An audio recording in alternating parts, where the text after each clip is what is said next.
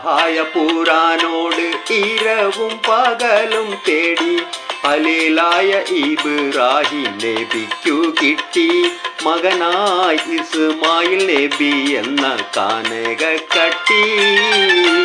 ഇലാഹായ പുരാനോട് ഇരവും പകലും തേടി ഖലീലായ ഇബ്രാഹിം നബിക്കു കിട്ടി മകനായി ഇസ്മായിൽ നബി എന്ന കാനകക്കട്ടി.